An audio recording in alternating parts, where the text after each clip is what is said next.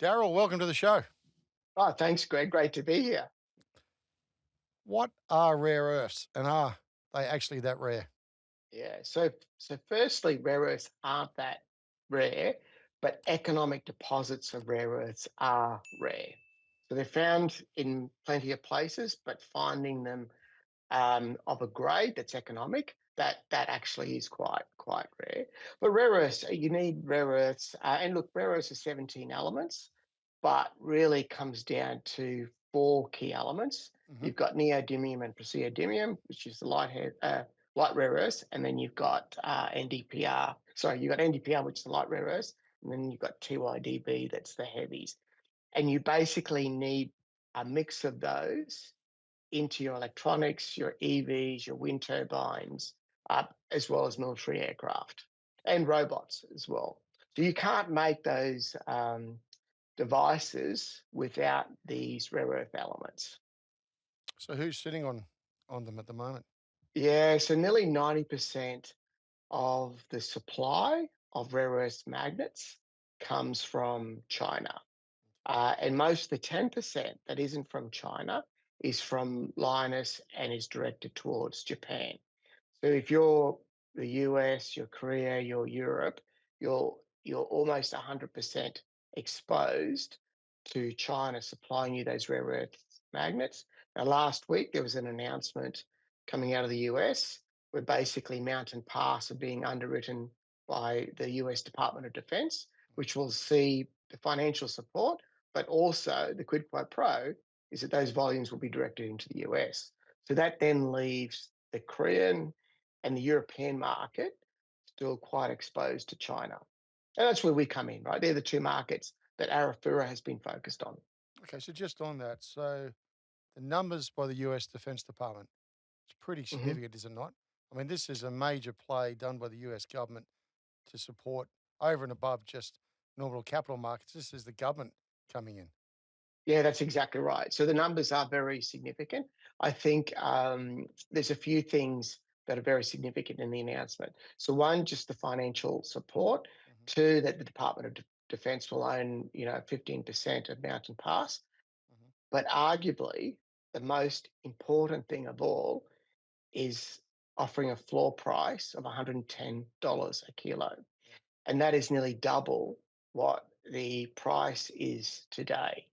And recognizing the way that China has maintained control has been through their production quotas that's, if you like, oversupplied and kept prices down. So basically, $110 a kilo as a floor is basically saying, well, that's the sort of incentive pricing minimum that you need to encourage a non-China supply chain. And there's companies such as Argus that have actually done, a fair bit of work on this that have actually said something similar. Okay, so for my stats say since 2020, the US has invested well, the government's supporting $439 million worth of investment to this. And the Mountain Pass mine is what, California? Yeah, that's right. That's Okay. right. Okay. Yep. Where does Australia sit in terms of investment to you guys and supporting the mines in Australia on this particular metal or metals? Yeah. So look, Australia's in a great place, right? So if you look at, China controlling nearly 90%, the only material rare earths provider outside of that is Lynas, so an Australian company, and they process both here and in Malaysia. So if you take a step back, Australia is in a great place because they've Mhm. got really the only non-China company producing at the moment. You've got a number of rare earths projects in Australia. We are the most construction ready and the largest of them. You've got a very supportive government. Australia is known for mining and processing, and I'd like to think in Arafura's case, by becoming a processing hub, we can help unlock the rare earth sector throughout Australia. So I think Australia can play a leading role, given the support, given Linus, um, given the sort of projects that are on the drawing board. Australia can be at the front of the curve here. Okay, so just going back to that, Daryl. So you're saying 90% is controlled or dominated by China. Hmm. Does that mean that China has the rare earths in their backyard, which I think they do? Correct? They do. Okay. Yep. And they're the number one processor in the world. That's right. Okay. They process nearly 90% of the rare earths All right. globally. Technology, how far ahead are they? Look, I wouldn't say so. Technology is certainly an element, but if you look at the technology, there's nothing new about each part of the technology. The Okay. technology risk is how do you bring it together in an integrated way. Yep. Secondly, the process flow sheet is all body specific. So one of the challenges with rare earths is that you've got to design a process flow sheet that actually works for that particular ore body. Mm-hmm. So this is a barrier to entry into the Mm-hmm. sector, but it's not something that that organisations like ours or countries like ours can't overcome. Okay. There is Yep. nothing in the technology Yep. that is specifically unique. It's how you bring the whole flow sheet together in an integrated way that works. All right. So we're actually going to go vertical on this. So we're going to mine and we are actually going to process. Yeah, it's a good question. So we say, we're ore to oxide, and that's about 95% of the value chain getting to a rare earth metal. Now, the reason we're going to an oxide is you've got to go to an oxide in order to bypass China. Now, now you could save a lot of capex and just go to a concentrate or a carbonate, but then you've got to send it to China to process because that's where the capability is. Mm. But secondly, um, with a concentrate or a carbonate, rare earths comes with radiation elements. Right. So by going to an oxide, you take out those radiation elements. So everything that you transport offsite is clean. Um, so projects that only go to a concentrate, they need to send it to a country that can deal with those radiation elements and dispose of the radioactive waste as well. So that's why we've gone all the way to an oxide to one bypass China and secondly make sure this radiation is not a challenge. So if you talk through to, I guess, those listening today, Mhm. what would be the numbers that we could achieve in terms of revenues for this country in, I don't know, the next decade? And Yeah, and, look, so and what that needs to be yeah, invested, Daryl, too, to make it yeah, from so the pipeline? that's a very hard question to answer. Let me just preface this by saying if you look at the rare earth sector, so demand is expected to at least double over the next decade. If you look at the potential supply response to that, it's actually pretty weak because China has suppressed the pricing. You Yep. haven't seen the rare earth projects being developed. So in the next 5 to 10 years, it's hard to see too many projects globally getting up.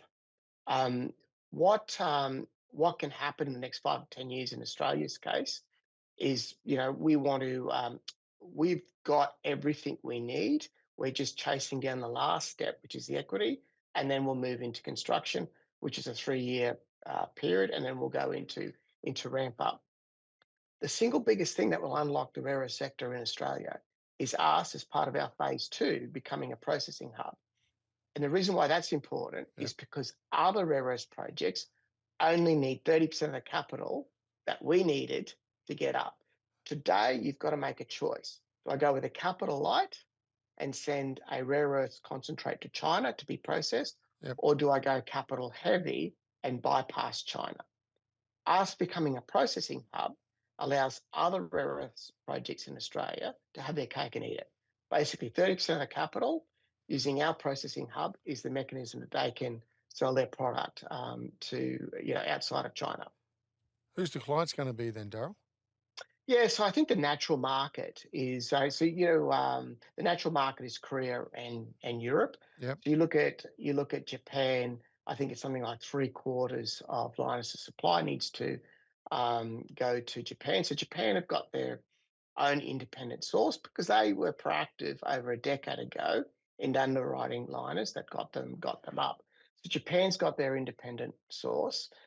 We saw last week that the US, through the Department of Defense, are getting their independent source through Mountain Pass, Yep. but that then But leaves but Korea and Europe. yeah, okay. But how long does that last? There's always a life of, right? So how long will Mountain Pass last for them? They've got a significant reserve.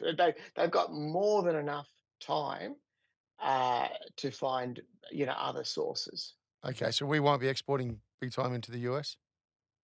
Well, I don't see that happening, at least not in the next 5 to 10 years, given what's happened with Mountain Pass.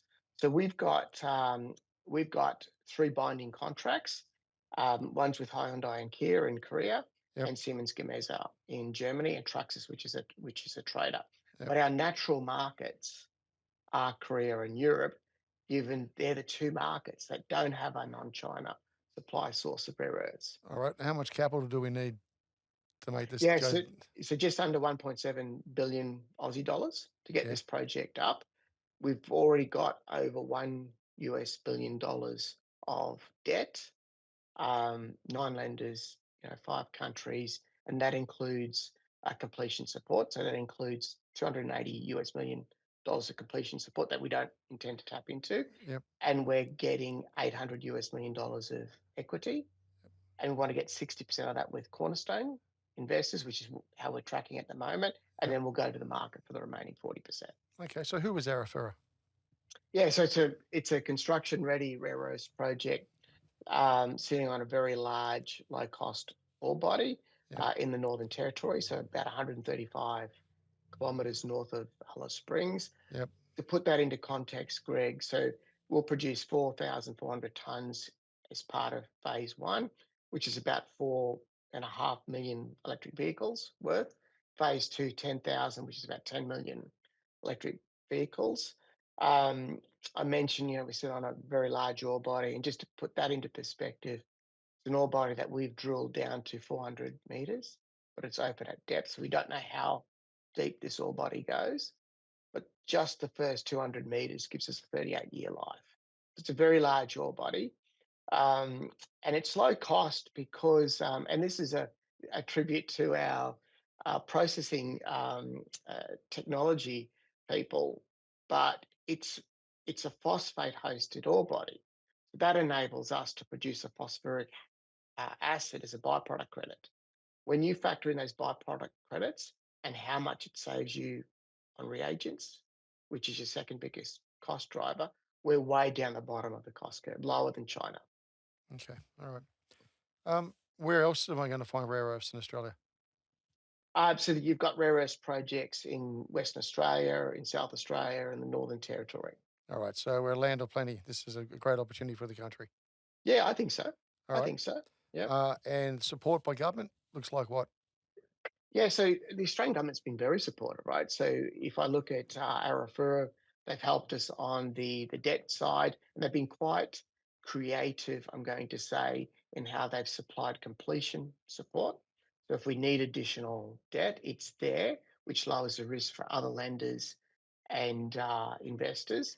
They're quite instrumental, and this is through Export Finance Australia and Oh, yep. NAIF, Yep. in helping us with other countries' debts. They kind of led the way in many aspects.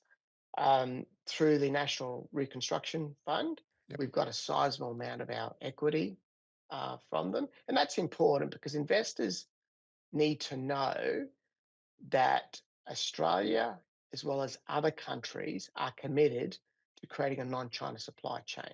Yeah. And how do you demonstrate that Yeah. commitment? You show some skin in the game, and the Australian government has done that. Well, it's the biggest game in town now, isn't it? The non-China Yeah, supply I chain think game. so. Yeah, well, if you think about it, Greg, we're talking, you know, many trillions of dollars of revenue per annum from sectors that need these rare earth magnets. So that's what's at stake. And back in March, China put in some export controls, and since then we've seen EV production lines, Ford, Suzuki, shut because they've run out of these rare earth magnets. Now, is that why it is, or is that because people aren't buying the cars? No, no, it's because of magnets. So I think EV demand has dropped off a little bit. Mm. I thought it Um, dropped off ha- substantially. well, actually, if you look globally, that's not the case. Okay. The China has continued to grow rapidly, Hmm. but non-China has come off. But if you look across the globe, what we're seeing is a shift in market share from non-Chinese to Chinese electric vehicles. So globally, no, they're still the demand for EVs is still increasing, but that demand has been swinging towards Chinese electric vehicles. All right. And Daryl, if we sort of roll it forward, And every 5 minutes, we're having a discussion around AI, the advent of Hmm. new technology, the whole new world going to be on us in the next couple of years at such a rapid Mm. rate. What is rare earths going to do for me? How am I going to be using it? Is it just batteries, my car? What else is it going to be, Daryl? Yeah, so it's in magnets, right? So it's in permanent magnets. So you use that in your phone. You use that in those magnets, rare earth magnets, in your electric vehicle motors. So they're very, very strong magnets. They're about 10 times the strength of a normal magnet. Okay. You see them in wind turbines, and you'll see them in robotics. In fact, robotics is expected to be by far the biggest driver of rare earth magnets. Is that right? Mm, mhm. Yeah, one robot uses the same amount of rare earth magnets as one electric vehicle. Okay. What are you worried about then? What Um, what what could what could scuffle everything? Yeah, well, right now I'm just very, very focused on securing the funding so we can get in and start constructing the project. I would say, once we've got the funding, getting this project built on time, it's quite a complex project, Yep. and ramping it up will be the next challenge. But look, we've got a strong growth trajectory. We've got strong, number of options, but it's all predicated on us building this project and ramping it up successfully. Okay. And you had the likes of the German raw material funds Yes. come in and support. Now, how big is why is that important? Yeah. Um, so the German Raw Materials Fund, so that was 50 million euros subject to due diligence based on our current offtake volumes into Germany. But we want to grow that by an extra 500 tons of NdPr, um, which is an extra 500,000 electric vehicles worth of rare earths, and get basically 100 million euros from that fund. But this is important because it's important to show investors that like-minded countries, so this is Australia, Yep. this is Germany, Korea, Canada, etc., are determined to create a non-China supply chain. And investors need to know that governments are committed, because at the moment, China's control the pricing. And Right. investors can't change the pricing environment, but like-minded governments can. And you're already seeing governments actually introduce the sort of policies that will see a bifurcation in pricing and create a functioning rare earths index, as opposed to where we are today, where China has controlled that index. Okay. And what's going to be the difference in terms of pace to our outcome in, say, US versus Australia? Well, you see the US have been very decisive, right? You've seen them act with Ukraine, but that's a very long dated solution in terms of supplying rare earths. But what they've done with it, in Mountain Pass, Mm. over the last, I don't know, 5 or 6 months, they are absolutely moving with pace. Yep. I think it it shows other countries like Europe and Korea, Yep. they need to move faster and not be left out in the cold. So Japan already moved a decade ago to get their independent source. The US, in the space of months, have moved rapidly to get their independent source. Now, Yep. Mountain Pass still has to build and ramp up, etc. So it's going to take them some time to supply the US needs, but there's a clear pathway to doing that. And if you look at Korea and Europe, we are the most construction ready project that can bypass China in the world today. So it makes sense that Korea and Europe are our natural markets, and we become their independent source Okay. of rare earths. All right. So Europe is the biggest population, circa 300 million, 350 million, similar Mhm. to the US. Um, how long are you talking about? How many years do we actually start putting it on? Was it shipping it out? Yeah, so the construction period for us is 3 years, Mm-hmm. and then we've got a 2 year ramp up on top of that. So these things, that this is the I think an important point, Greg. So at the moment, there's a lot of hype about building out the rare earth supply chain. But I would argue the two most important things in building out a supply chain is, one, you need mine supply. And of course, you need mine supply, because if you build out the middle part of the supply chain and you don't have mine supply, you're not going to be able to feed it. Yep. But the second reason why it's important is, across the globe, it takes an average of 18 years to find and take a mine from exploration all the way into commercial development. It's the longest part of the supply chain. The second thing that's most important is you need to take the rare earths to an oxide so that one, you can bypass China, as I mentioned earlier, and you can deal with this radiation issue so that you're not transporting anything that has elevated radiation issues. Now, when you look across all of the projects, Arafura is the only one that is construction ready that meets those two criteria. So I think we're very well placed. Okay. Australia's got a bit of a challenge at the moment in terms of productivity and in terms of the cost of labour. Mhm. So, where are we going to be in a couple of years' time if we're going head to head with the likes of the US? Yeah, so yeah, look, this is something we have to address, right? It's And all great. You've and got this the isn't supply chain going, but you're too expensive. You're too expensive. yeah. So I'm going to say in our case we're fortunate because of our ore body. We've got a phosphate hosted ore body, so we can generate a byproduct credit that other rare earth projects don't have the benefit of. So we're kind of a little lucky there, right? But just coming back to your productivity question, we do need to address it. The Australian government is obviously focused on it. But as we all know, productivity is a precursor to living standards. If we don't turn around this declining productivity, then we're basically saying to our kids, you are not going to have the same growth in living standards that we've had. And Mm, that's it's a terrible legacy to leave your kids and their kids' kids. So we need to tackle it. okay. And in terms of complexity in the world of mining, Mhm. where does mining rare earths or these metals sit compared to, I don't know, coal, lithium, iron Yeah. ore? Where does it Yeah, sit, so Daryl? Just for yeah, those that's a who good question. just don't understand the actual sector.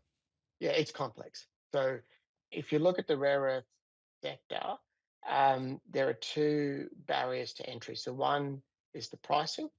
So you've got it, which China's controlled, but you can see that all the right shifts are taking place Mhm. with like-minded governments to address that. And it's not for China to stop that. It's actually for the Western world to work together to create a non-China control index. It's in the Western world's hands, not China's hands. And you see that taking place. The Mm. second barrier to entry is the complex processing of rare earths.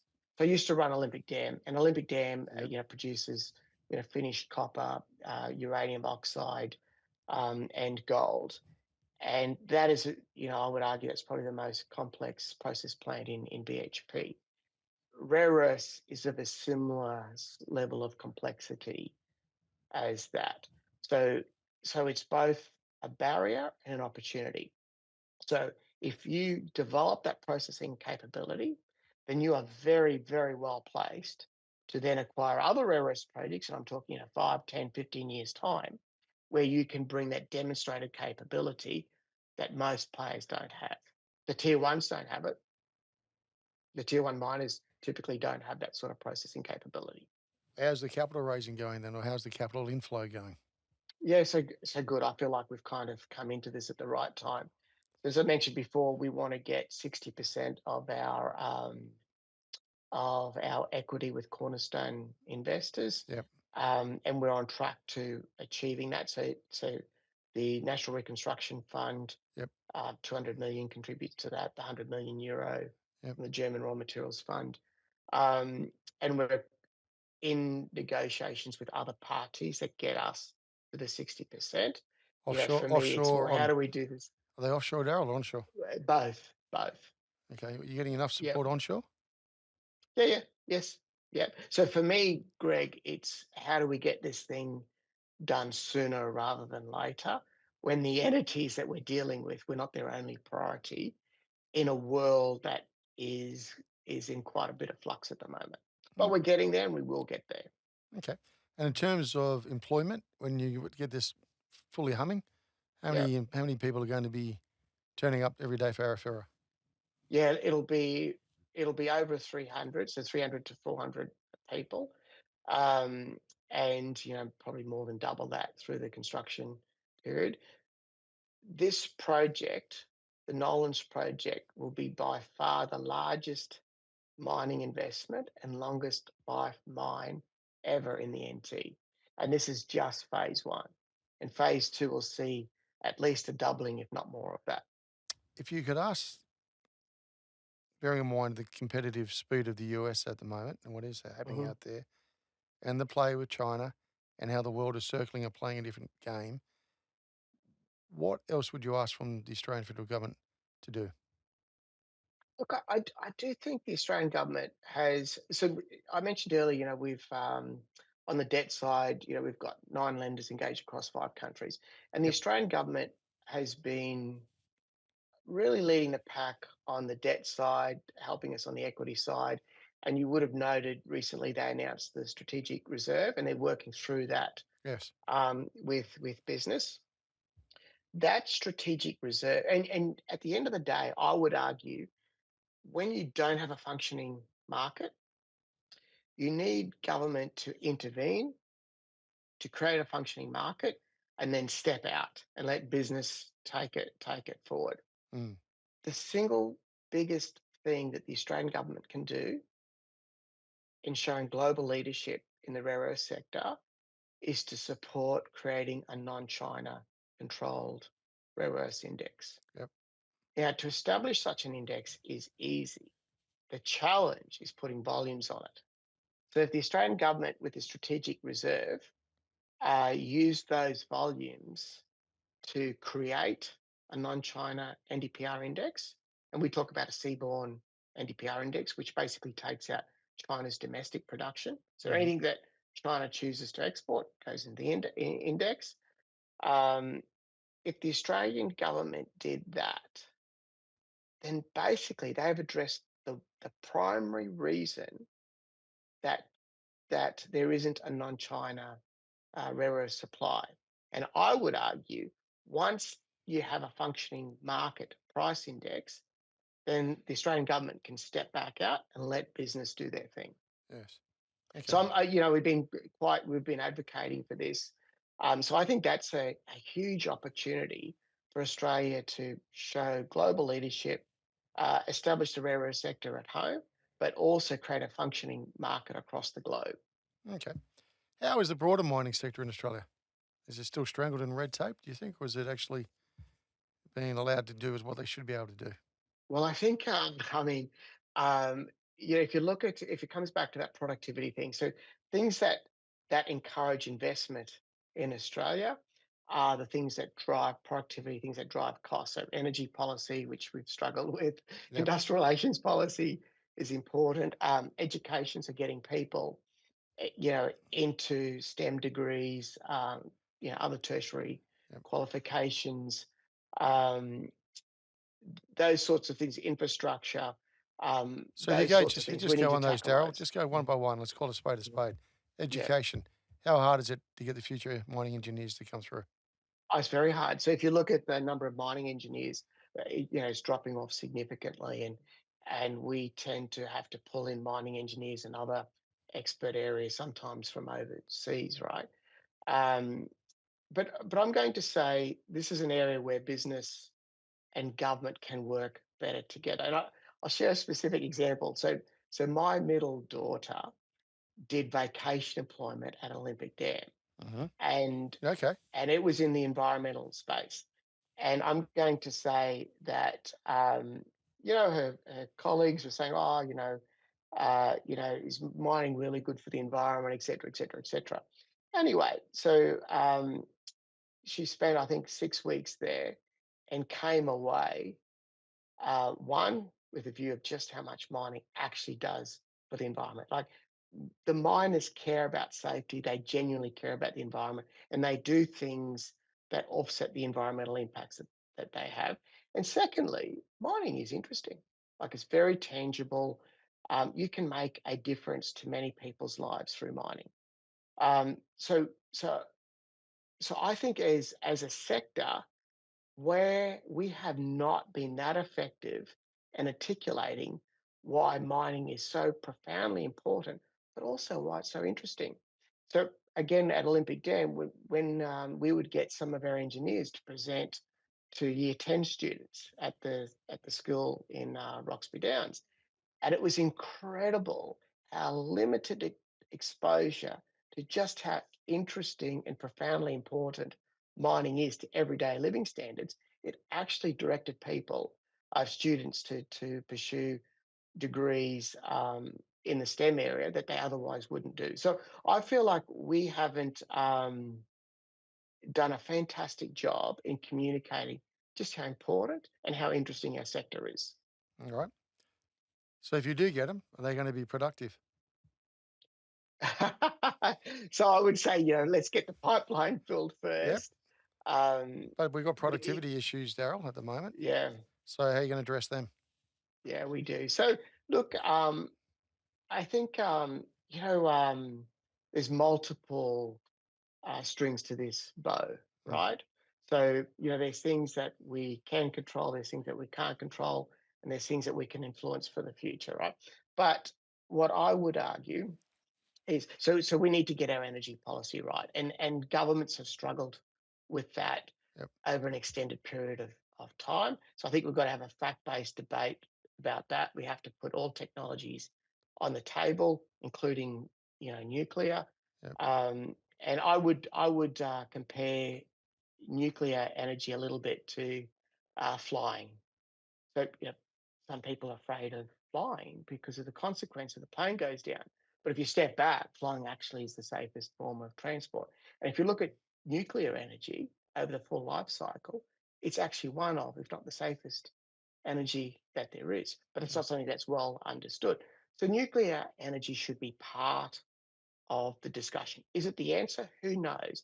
But it should be on the table to see if it is part of the answer. I would say, if I just step back a little bit on the whole energy debate, and if we want to go downstream manufacturing, Mm, you've got to solve the energy. The more downstream you go, the more energy intensive downstream processing becomes. So if you want that, you've got to solve the cost of energy. But I would argue So could we could that we could we price could we really do the cost of processing in your plan based on what the numbers could be? So well, if the energy is going to remain, we've got some of the highest energy costs in the world, highest labour costs in the world, and you're talking mhm, great opportunity here. Yep, you've dug it out of the ground and you're going to process it. Can you really? yeah. And So make a buck? yeah, so we can, because we've got that natural benefit with the byproduct credits, right? Okay. But is that going to help get other projects up that don't have that benefit? Yep. So so we have to tackle the energy policy. We have to tackle industrial relations policy that leads to productivity. But I would also argue that as a sector, if I talk about people productivity for a second, maybe it calls for a different approach Mm, as well. So, for example, when we recruit, we typically recruit on experience. An alternative is to recruit on aptitude and attitude first, ahead of experience, and train people up. It just, this is 20 years ago, but in a project that I was leading called Dendrobium, we took that approach. So we knew that if we wanted to have benchmark safety and productivity performance, we would have to have a different culture. But sometimes when you get experience, it comes with particular paradigms, which are not always helpful in terms of operating in a different way. So we recruited based on aptitude and attitude, and we built the skill base. Now, initially, it was tough. It was, first 3 months, we were damaging equipment. The productivity was awful. But 12 months in, the productivity and development was double the mines around it, and it had by far the safest performance out of all underground coal mines in Australia. Now, if we didn't put attitude and aptitude ahead of experience, we would have never got there.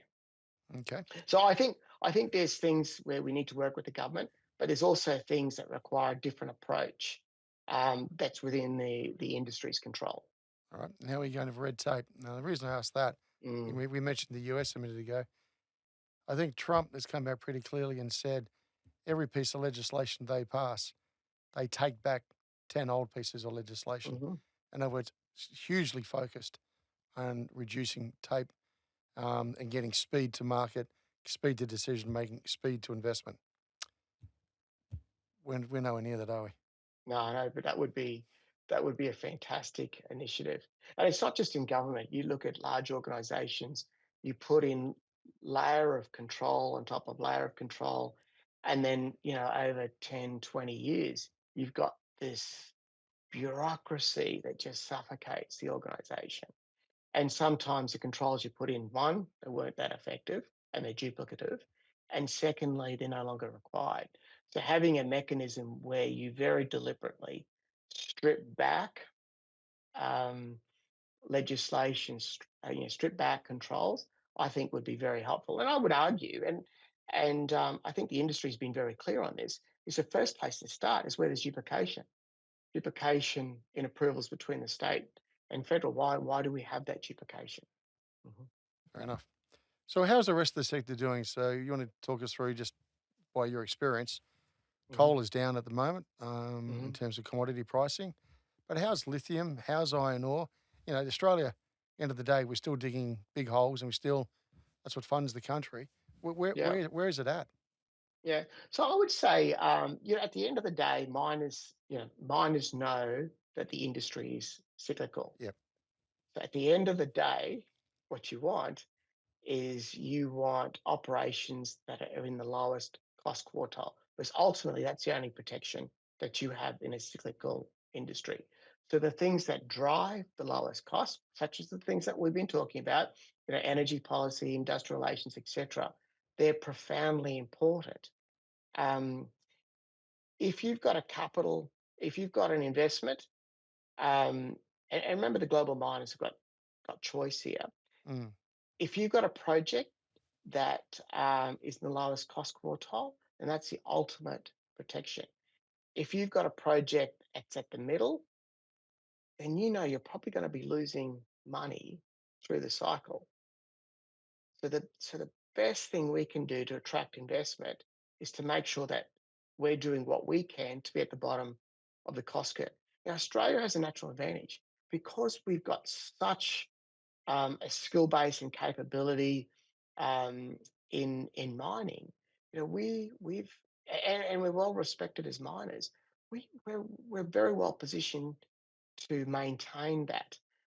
But as soon as you start to take that for granted, you lose what has been your competitive advantage. And I suspect we're starting to take mining for granted.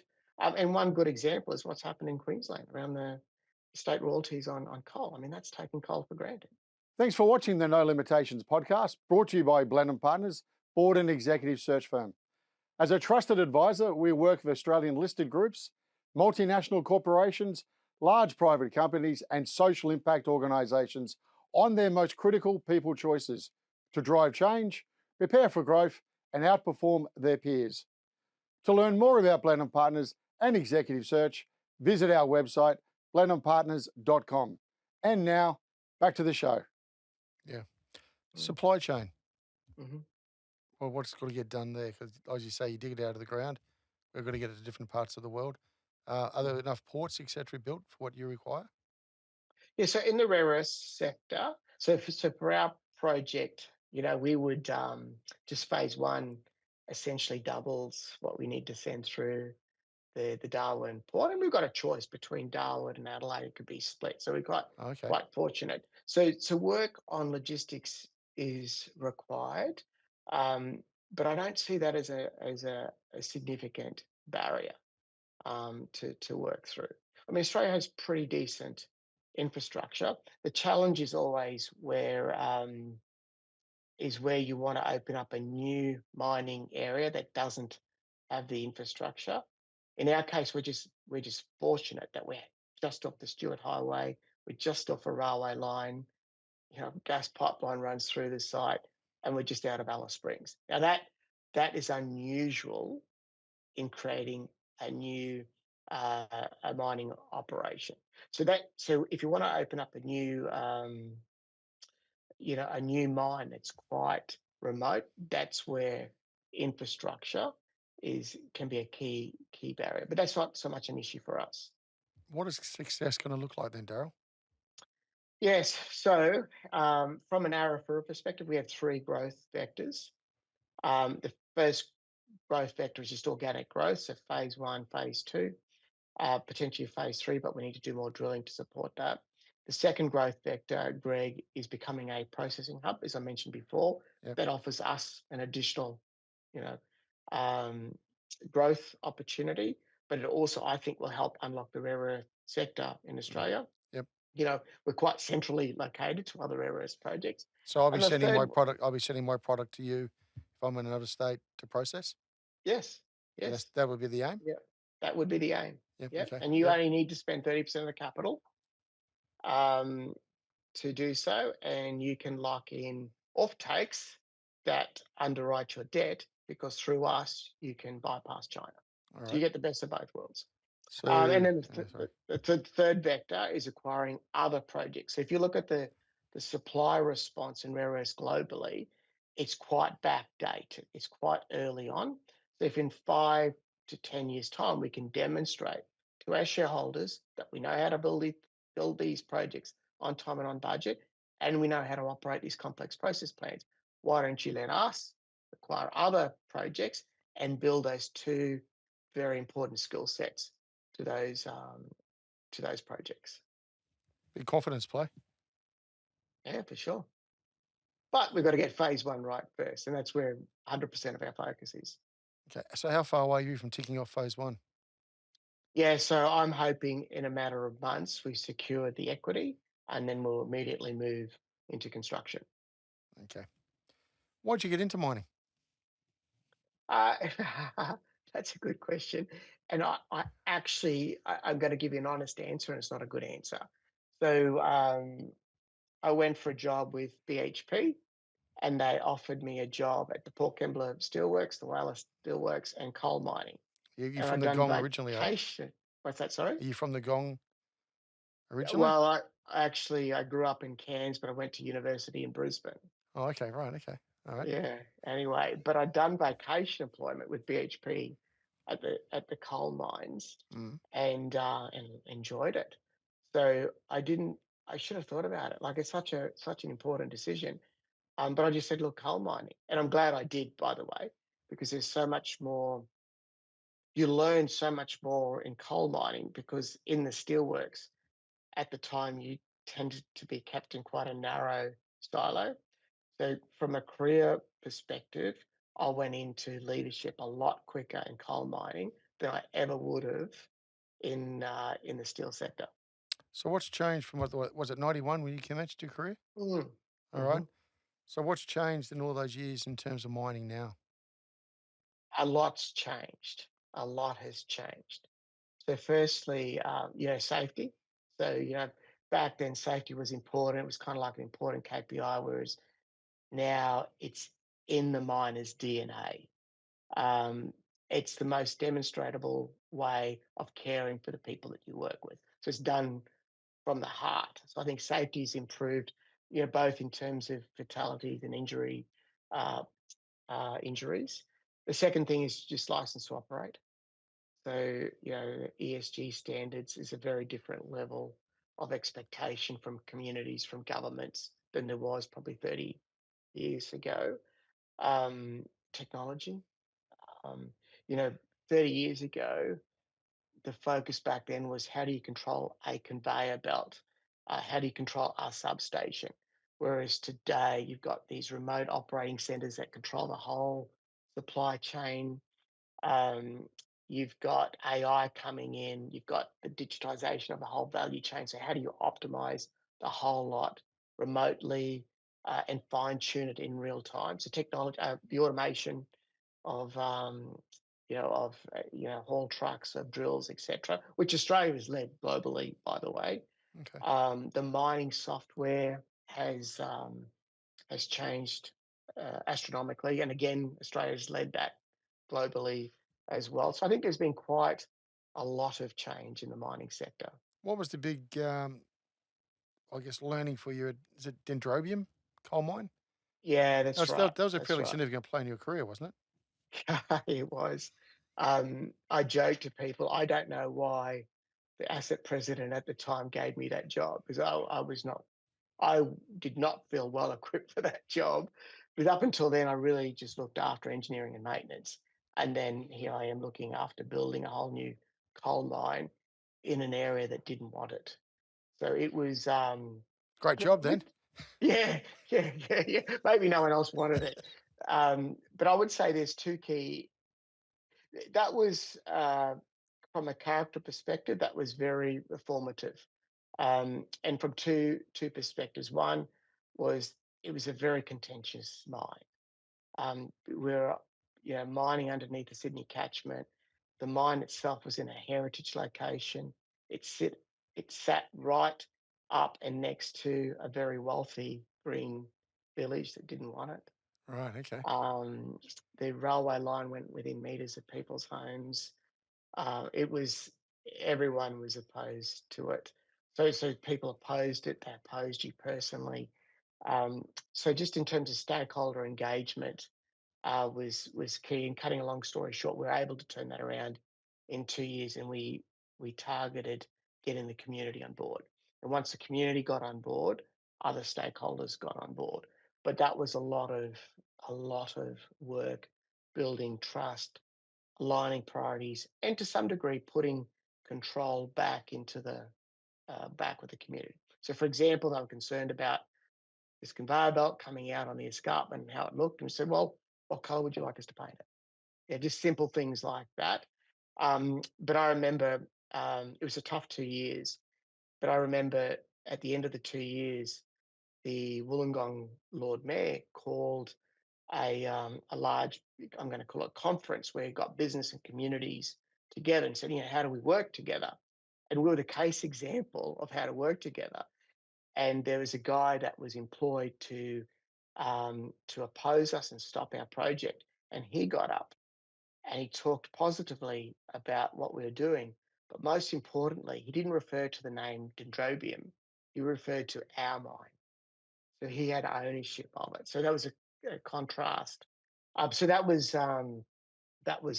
tough going, but we got there and learned a lot about complex stakeholder management. But the second thing, which I touched on earlier, was we recruited based on aptitude and attitude, and that made an incredible difference. That's something that we're bringing to the Nolans Project. We will Mm. recruit on aptitude and attitude first, and build out the skill set. But you've got to really build out that skill set quickly, because your ramp up is very heavily dependent on it. Coal mining doing a good enough job selling their brand. I would say not. So there's things like, firstly, just distinguishing between metallurgical coal that you need in steel and thermal coal that you need in power stations. There's no distinction really understood in general society around that. I Mm. think the second thing that's not understood is that thermal coal that is mined here is some of the best in the world.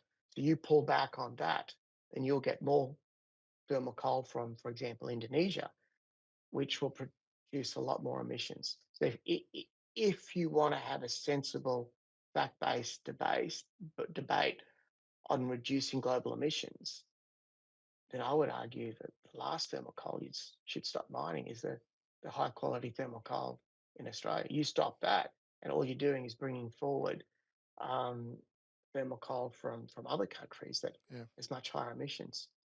Mm. But Yeah. these sort of things aren't Yeah. talked about, right? They're Well, contentious that's right. topics, and Yeah. hence they tend to get shut down instead of having a fact-based debate. Well, we need more of it, don't we? Oh, for sure, for sure. Yeah. Look, if I just use the whole energy conversation as an example, um, I I think we're getting it. We're a lose-lose outcome at the moment. So we're increasing the cost of energy, and we're delaying a transition to net zero.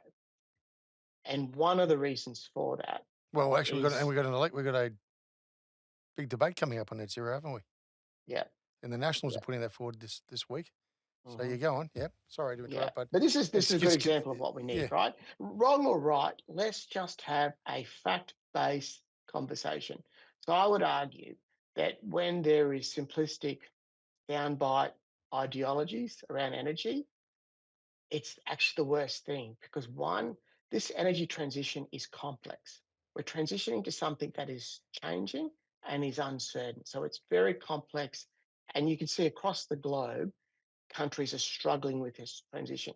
So when you dumb it down to simple soundbite ideologies, you actually don't have a proper fact based debate around what is possible for the country. So, if I can just give you an example of why I think this leads us to the worst of possible outcomes. If you say that there's two things that you want cost effective, reliable energy supply, and you want to transition ultimately to net zero as quickly as you can. If they're the two objectives, Yep. if you don't have a debate about that, so what happens? So you say, well, we don't want coal mining, coal-fired power plants anymore. We don't want to transition through gas. And giving credit to the current government in their first term, they said, gas is important as a transition energy. But what has happened with this no coal, no gas is coal-fired power stations. Their end date has been pulled forward, so they naturally stop spending money on turnarounds for those coal-fired power plants. And then we say, well, actually, we don't have the gas, so we can't transition to gas. And by the way, renewables is not ready. So therefore, we've got to extend the life of these coal-fired power plants. You have to invest a lot more money back into them because instead of in turnarounds where when you're refurbishing components, you've got to replace those components because you've let the condition run down. So it's a lot more expensive. So you see a much higher cost for keeping the coal-fired power plants running. You see a delay in transition to gas. So you get higher cost prices, and you have a delay to the energy transition, all because we're not having a fact-based discussion around what is the best way to transition. Yeah. And the cost that you're paying to build this mine in terms of energy, astronomical, I assume. Yeah, it's high. It's high. Yeah, it's high. What I would say is that the Northern Territory government are actively pursuing opening up the Beetaloo Basin, um, and that will put a lot more supply onto the market, and you would expect prices to come down. But Okay. at least they're tackling the supply issue, which will bring gas prices down. All right. The big Australian, BHP. Mm-hmm. Want to talk us through? You started there. You've spent quite a bit of time there. What did you enjoy Yeah. most? Look, I tell you what stands out about BHP, and you realise this when you leave them. They're a very value-centric organisation, so they're not a company that has the values on the board and don't live it. They really do live it and embed them. Very capable organisation. So BHP can attract the best people, right? Being the biggest miner globally, and they do attract the best people. Um, I would say they're very strategic too. So they think in decades. And if you look, miners go up and down with the cycle, but for more than a century, BHP's been on top, right? And I think a key part of that is because they think in decades. They're very strategic. What I'd also say though is BHP, like any large organisation, struggles with the challenge and the opportunity. How do you get the best out of small businesses? You see have more autonomy, they can make decisions quicker, they feel the consequence of their decisions immediately, so you get more, I'm going to say, accountability, empowerment. How do you get that in BHP and at the same time not having any one of your operations do something that impacts the reputation of the broader organization? And that's a tough challenge. And I would say that's something that companies like BHP and other large companies are struggling with. The last big role for you at BHP was it President Olympic Dam? Hmm. Hmm. That's right. Yep. All right, Yep. you want to talk us through that because that's a significant project. It's got a lot of Oh, for sure. coverage, Yeah. Yeah. and It maybe was. share with the scale of it because I think most Australians we all read about it. Fully didn't until I read a lot about your background and others we've crossed paths with. It's enormous. Mm. It's an amazing site, amazing people, probably a hard way to earn a buck because it is so, it is complex, and it's complex because it's basically producing two end products. It's producing an end product of copper, of uranium oxide, and gold. And it needs to do that because it basically has to remove the radionuclides, which only come out at the last step of the process. So it has to be that complex in quite in a remote site. But um, with Olympic Dam, and it's sitting on the world's biggest uranium deposit. So it's an amazing asset from a copper and a uranium and a gold perspective. Um, uh, Joining Olympic Dam, it was a challenging period because this was in 2012 when copper and uranium prices had fallen off a cliff. In fact, uranium, I think Fukushima happened in 2013. So when I joined, we were losing a lot of money. Okay. So long story short, but we had to pull out, over $300 million quickly, and we did that in a bit over 12 months, and that's difficult at the best of times, but doing it whilst protecting everyone's safety, getting the volumes running through the plant, that is tricky, and it calls for a lot of, I'm going to say, judgment in in the heat of battle. But the second thing was I started a month after BHP stopped the expansion project. And so part of my role was, well, how do we take the expansion of Olympic Dam going forward? And the one thing I would say there is, engineers are good at solving the problem. And I'm an engineer, right? But you've got to define the problem. And ultimately, an expansion is a commercial problem. It's not an engineering problem. So, so, so an example of what I mean, how would you expand Olympic Dam? um, where each phase of expansion isn't any more than $10 billion and it's got an internal rate of return of 15%. And I found that sort of couching the problem in commercial terms um, gave us a result that mapped a future expansion pathway for Olympic Dam, but it was dependent on getting heap leach proven and up and running.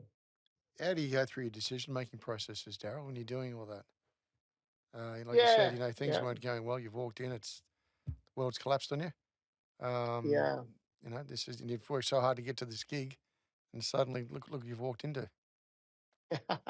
So I think it's probably different for different circumstances, but I find that the first thing is just be very, very clear on what the ultimate objective is. What are you trying to solve for? And what are the relatively small number of things that can move the dial? Sometimes when you're in a very tough situation, the first thing you want to do is start acting on the immediate problems um, and you can invest a lot of energy and a lot of time, but it may not move the dial. So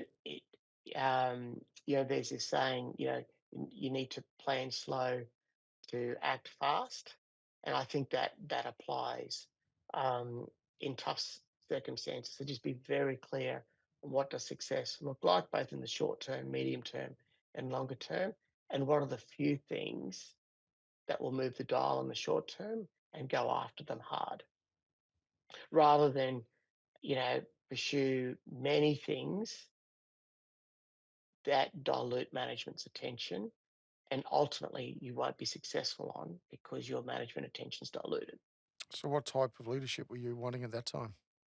So at Olympic Dam, so we knew that productivity was a bit of a challenge. So for example, we had to reduce our workforce by about 1,000 people. How do we do that? And what are the areas where you could do that that had low risk from a safety and a production perspective? Um, Procurement, our supply costs had gone up significantly. Um, it included, and that was our energy costs. So we knew that with the 300 million that we had defined, 80% of it came from about a half a dozen areas. And if you had your time again, what would you have done differently? At Olympic Dam. Yeah. Um, Look, Olympic Dam is so I spent a bit of time at the Port Kembla Steelworks, and Olympic Dam is more like the steelworks than it is like the mines in BHP, and it takes a different mindset and a different culture. So in mining, you generally have optionality. So if a drill goes down, well, then you put more trucks to this other drill. Whereas in an integrated steel plant, it's all about process control. The whole process is fragile, and it only takes a little disruption to have ramifications through the whole value chain. And Olympic Dam is like that. So it's less about optionality, that as a miner you get good at, and it's more about process control. And to have good process control, it takes a different skill set, a different mindset than what you often see in mining. Um, it's more of a manufacturing mindset. Yeah. So, so as we were dealing with the short term, if I had my time again, I would have put more emphasis on what's the pathway to have Olympic Dam run more like an integrated steel plant? Then you went to the other side, mining services. Mm, What was the change? Why? yeah, so it's funny. So BHP was very operational, and Orica has its operations was very commercial. But there was a guy I worked for in BHP when I was looking after this BHP wide enterprise wide system, called OneSap. And he says, you know, you're a commercial guy. I said, how can you say that? My whole background is in operations. I enjoy operations. And I just thought it was the most bizarre comment to make. Anyway, he became the CEO of Orica. So I joined Orica, and I ended up running the Auspac Asia business. And sure, it's got operations, but it was more a commercial business. And that is when I realized what he meant. So in a commercial business, um, it's a lot more dynamic. It was looking after 26 countries, having strategies, being able to react to the environment. Whereas in operations, it's all about control, improving unit costs. So I thoroughly enjoyed the more commercial nature, and that's when I understood what he meant when he said I'm more a commercial person than an operations person. But that transition was a big transition. If you look at Orica, I think they have something like 3,000 sites. They service about one third of the world's mines. They're the Yep. biggest explosives company around the world. Yep. So you've got 3,000 or something sites dealing with explosives. So you have to run a decentralized business, and you've got to kind of control what's happening, right? Because you're dealing with explosives. Mm. So that was a fascinating learning curve. But I also would say there was things from BHP that we could apply to Orica, and we did. So BHP back then was, in my mind, a lot stronger on fatality prevention, and we brought that into Orica. What'd you learn about the 26 nations that you worked with? Yeah, so I learned a couple of things. One is just how do you run a decentralized organization, knowing that you can't understand the Philippines, Indonesia, um, Mongolia, etc., etc. So you really have to make sure that you've got the right capability in place, the right reporting in place, the right culture in place. If there's issues, they escalate very quickly. But it teaches you how to run a decentralized organization very effectively, and where you push decision making down as far as you can. So if at a particular level, that level has the information they need to make the decision, that's where the decision needs to be made. And how do you equip people at that level to be able to trust and empower them to make the right decisions? And then I'm going to say use a level of process control and reporting to make sure that everything's kosher. But at the end of the day, you've got to let them run their own business. Um, in terms of, we grew the business significantly. I think we went from something like 45% of Orica's EBIT to 63% in 3 years. Um, And that's not just and so, currency exchange, is it? no, no, no, no, no, not at all. And long story short, we did that by focusing in on 5 areas where we could have disproportionate impact on the growth. Yep. But secondly, The strategies were around how do you liberate more value for your customers and keep a share of it. And that the answer to that is different in different regions. So how do you keep your team to block out the noise? That is, you got the Yeah, strategic plan, right? We want to execute yeah. this plan. There's noise all day long where people get sidetracked. How do you keep them focused?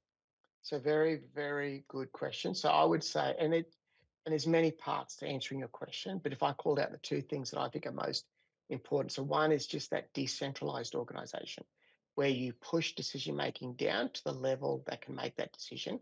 And so that noise is being spread across your whole organization and isn't being filtered to the center. So I think that's one thing. I think the second thing is being very, very planned. If you've got a very planned organization that's got clear goals, capable people, a clear strategy, then the machinery in the organization can take care of 80% of what the organization does in just the general way that it runs. The 20% that you can't predict, that is surprises, that represents opportunities, that represents risk, but also represents opportunities. If your organization's machinery is taking care of the 80%, that allows your leadership to take care of the 20% that you couldn't reasonably predict. And the trick is if you can deal with the risk of that um, unexpected 20%, you can then turn it into an opportunity. So an example is in Orica in COVID. Um, Orica has an incredible supply chain. So when supply chains were shutting down and mines weren't getting explosives, Orica dealt with that pretty quickly. In dealing with that risk pretty quickly, it was then in a place to win business of other explosive companies that couldn't deal with that risk. Yeah, right. So, I remember a particular, Rio Tinto mine saying, well, we need supply, but we only need it for a month. I said, well, that doesn't work like that, right? So if you want us to help you out and not stop your operations, we need an agreement for at least 12 months. And then that gave us 12 months to prove, well, we're the better supplier.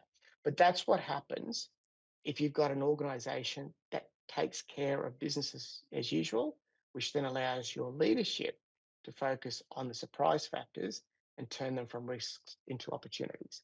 All right. Now, a couple of times today, you kept saying aptitude and And attitude. attitude. That's right. Okay. Now, is that because Yeah. now is this a new mantra that you're driving hard at Arafura because it's a growth play and exciting, and it's an absolutely exciting mineral and metal to be across, or is it something you've been conditioned with throughout your whole career It's something that started at Dendrobium. So, on the I on the was personal level or in the company's DNA? at a little bit of both. So I wanted, so I felt, so I came up and through the ranks in the Illawarra Coal. So when I left uni, soon afterwards, I went in as a shift supervisor on night shift for a period of time. So I got to see all the things that were, let's call it, opportunities at the literally at the coal face. So with Dendrobium, it was like a clean sheet of paper.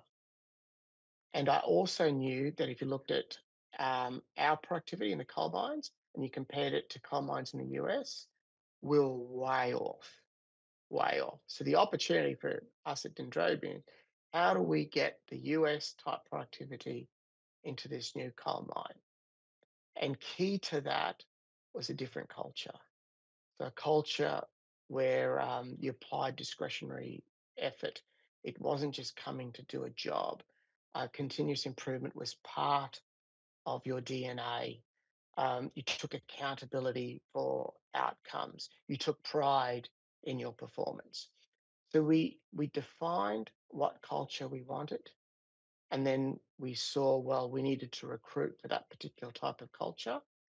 Um, that's where the attitude came in. So people that were aligned, deeply aligned to our values. And in terms of aptitude, we looked for people that may not have the experience, but they had the aptitude for mechanics or for operating complex equipment. And then we said, you know what, we can see that you've got that aptitude, and we will train you up. And this is how we'd like you to operate that piece of equipment. So it was built out of an ambition to achieve something that we saw in the BHP US operations in New Mexico at the Mhm, time. mhm. And we were able to tap into parts of BHP that had done something similar. So in our case, we learned a lot from what was done in at Cannington, the silver lead zinc mine in Queensland. We took a lot of that approach and applied it to Dendrobia. So how'd you go on the productivity level versus the Yanks then? Yeah, so still not where they were. Um, Still not where they were.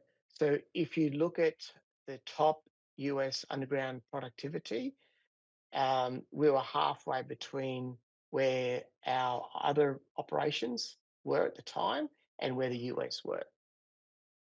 And So what is yeah, still had long way to go. and we still have a Mhm. long way to go? Look, to be frank, I've actually lost touch with that sort of. We did a full benchmarking exercise on this, and I've lost touch with that. So I can't really answer that question. But Well, the yeah, US in underground coal, there's something special in terms of productivity. yeah, and what is it, Daryl? Is it it's not just cost of labor, what actually is it? Well, firstly, their cost of labor is a lot lower, by the way, in the US Yeah, than what we have here. But in the US, it was almost a norm. Um, and in the US, it's quite different. So in the US, you've got mines that are union and mines that are not union, and the difference was quite stark. In Australia, you don't have those extremes. Firstly, um, and secondly, um, they created a norm of what was normal performance. And then everyone knew that is what you would get out of for example, out of a continuous miner. Whereas in Australia, you had those same norms, but they were set at a different level, at a lower level. Mm. But okay. how we compare to the US today in terms of underground coal productivity, I actually don't know. No, I was wondering just more mining it as opposed to just pure coal, how we Yeah, so it's compare. just I was in coal at the time, Yeah. and that's look, I'm going to say coal mining back then and still today was more dependent on manual productivity um, than some other commodities. Soul Gold, Mhm. wanna talk through that? Yeah, sure. So I joined Sol Gold. They have a tier one copper gold asset in Ecuador, Mhm. and I Oh, think in time it'll show itself as well, tier one. okay. And but a few months ago, Sol Gold released an announcement on this to just clear the air, which I appreciate. But it's one of those things, sometimes you've got to stand for the convictions that you believe in and Yeah, take the consequences and move on. fair Mm. enough. When you get out of bed in the morning, Arafura, right? Mhm. Um, what do you say to those when you walk out there onto the site? Yeah, well, look, so right now our goal is quite simply twofold. One is to finalise the funding so we can move into construction. Yep, And then the second thing, which is in some ways uh, more important, is make sure that we're ready. So as soon as we've got the equity, we're ready to drop the flags. We've got the plans, we've got the partners, we've got the team in place. So we're not doing anything when the flag drops that we could be doing now. As soon as the flag drops, as soon as we've got FID, time, time always matters. But yes. when you're spending, a lot of money carrying significant fixed overheads, you need to get this project built on time. And and the best way to make sure that you've done that is that you've got the planning in place, you've got your contracts ready to go, and you've got the right team. All right. Outside of aptitude and attitude, what are the core characteristics you look for in leadership then? Yeah, so there's a few things. So firstly, we want people to join us not because they want a job. They buy into what we're trying to achieve and they buy into that it will be difficult. We will have challenges and we need to solve those challenges as we come across them.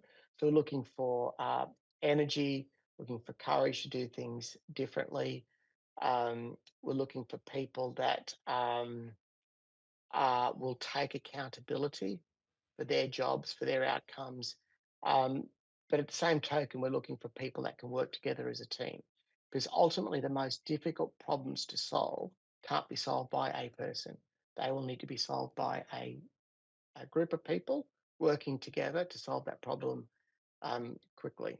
They're going to come, and you think they're going to come from Australia, or they're going to come from all around the world for some the skills you require? Look, I'm sure there'll be some specialist skills that we'll need to bring in outside of Australia, but no, we intend to tap the Australian market for that skill set. Okay. Mhm. So it's all around just getting the capital over the line at the moment, is it? It is absolutely, yeah, Australian yeah. banks backing you? So we've got CBA in our debt stack. Um, so CBA, we went to the Australian bank. So yes, we've got CBA in our debt stack backing us. Okay. Mhm. Well, what else should you tell everybody out there in the Australian community about what you guys are trying to achieve? Yeah, look, Why is it so important? yeah. Um, so you can see over the last few months the importance of having an independent, secure, reliable rare earth sector is has become incredibly important. Now, this has been a risk that has been growing over 3 decades or Yep. more, and with having to shut down, electric vehicle production lines, we've all seen how significant this risk is. Um, Now the race is on. Well, now we need to build out a non-China supply chain, and Arafura, as I mentioned earlier, Yeah. we are the most advanced construction-ready project across the world that can bypass China. Um, so it's fortuitous that we've come to this point in our project development at a time when the world has woken up that they really need more Arafuras, more Linuses. Okay. And if Mhm. you're interviewing me, I'd look you in the eyes and say, well, why did you take the job? Yeah, so good question. So I joined the Arafura board about 4 years ago. That's right. A Mhm. little bit And different. I joined it because I wanted to have involvement in the energy transition. I wanted to turn it into a commercial opportunity. So Arafura was a great way of doing that. And Arafura at the time were looking to bring in operational skill sets, so complex operation skill sets into the board as part of getting ready for the project build and operational phase. I became CEO 18 months ago, and this was at a time when we knew we'd largely secured the debt, Yep. and hence we needed a CEO that could face investors and say, "Hey, I'm the person that's going to build and operate this thing, and this is what I'm telling you that this is the undertaking that I'm committing to." Um, and so this was a planned transition to me, given my background and knowledge of Arafura. But I was keen to do it as well because uh, it is an exciting time for rare earths.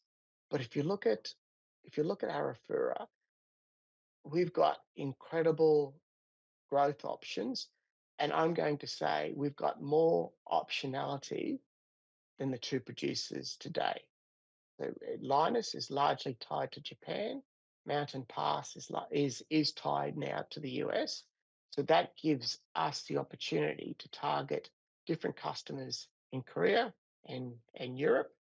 I think we've got more flexibility in creating this non-China controlled rare earths index, given that we can target different regions. And I would say we're the natural processing hub for Australia, because long story short, we've got to deal with two different types of ore body.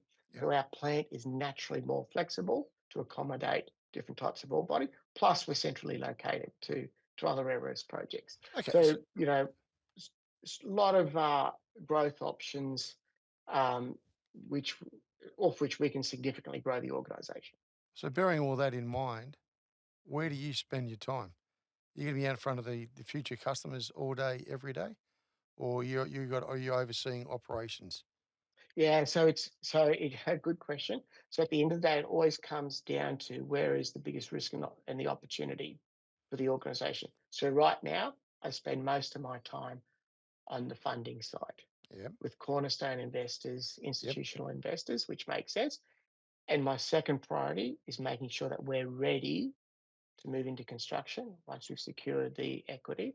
Now, as we move into construction, the biggest risk for the project is building this project out on time and getting it ramped up on time. That will become a number one priority. But as we deliver on that, we will then, I'm going to say, get the license from our shareholder base to then pursue phase two and ultimately acquiring other organizations. But unless we deliver phase one and get it up and running, as we said we're going to do, we're not going to have the support to pursue our second and third growth vector. So coming back to your question, I spend my time on where it is required, where the biggest risk, and where the biggest opportunity for the organization is. Didn't anyone written too many manuals on this metal, on this mining process? Because this is a hell of an adventure, isn't it? It is. It is. So like what I said before, though. If you break the process down, each part of the process is well established. The trick is how you bring it all together and where it operates in a stable, cost efficient, um, high recovery mode. That's the challenge. Now, I would argue that and I would argue there's three elements that we need to get right to do that. One is the culture, the capability that I've spoken to. The second bit is your maintenance strategies. And maintenance strategies over the last 10 years has developed significantly in terms of predictive uh, Oh, yeah. condition monitoring. So Mm. that's a big plus for us. And the third thing that you need is your operating technologies. So how do you pull this whole thing together and automate it, keep it in control? And if you look at what's happening, in digitization, in AI, those two developments help complex process plants like ours. So they're the three factors that we know we need to nail to get this plant up and running, quicker than we said we would. And the factor on AI, how big is a game changer is it going to be? I think we haven't fully appreciated just how much it's a game changer. So I think, so if I bring it back to mining as an example, if you look at two areas of mining um, that I think will unlock substantial value that AI will tackle. One is optimizing the full value chain that I've spoken about. So, not optimizing each silo, but optimizing what's going on for the benefit of the whole value chain, taking into account that the ore feed is changing all the time. The second, so that will unlock significant value. Hmm. The second thing is that our mine planning as a slow cycle time. So what I mean by that, so you do the mine planning based on a particular mine plan, and then that drives the mining, that then drives how you feed the plant, et cetera, et cetera, et cetera. What AI will do is modify and optimize that in real time. It does the two things that we struggle to do today. One is optimize the whole value chain, for EBIT, and secondly, optimize it in real time based on real feed metrics that we haven't had the mechanism to do across the whole value chain up until now. So it'll be very significant. Just like automation has been significant in improving mining. Any comment you want to pass out to the Australians listening to this on what the future of rare earths looks like for us? Oh, look, I honestly think Australia is at the forefront. Um, I think that we can have a burgeoning rare earth sector. I think we're the next cab off the rank to do that. So very keen to get into construction, and I think we can play a key role to play in becoming a processing hub that will help unlock the rest of the rare earth sector in Australia. And Darryl, looking back at that young guy turning up to BHP, not sure what he was going to do and accepting the role, what advice would you give him now? Greg, I would say two things. So one is, always prioritize learning. So, and learning is a precursor to impact, both personally and professionally. So when you're looking at roles, you know, care less about whether it's a promotion or not. Does it help you? Which is the role where you will learn the most? What's the additional activity you can do that you will learn the most? Because ultimately, that will over your life lead to a greater impact. And secondly, it's probably a little similar. Is be courageous. And what I found is sometimes you'll make the safe decision, but invariably the consequences of making the wrong decision are usually never as significant as they might seem at the time. But more importantly, what you learn from that mistake, you've got the rest of your career to get a payback on it. So what you get out of that mistake is far away more beneficial than what the consequence in at that time of making mistakes. So so prioritize learning and be courageous. On that, Darryl, thank you very much for joining us today. Thank you, Greg. It's been a pleasure. You've been listening to No Limitations.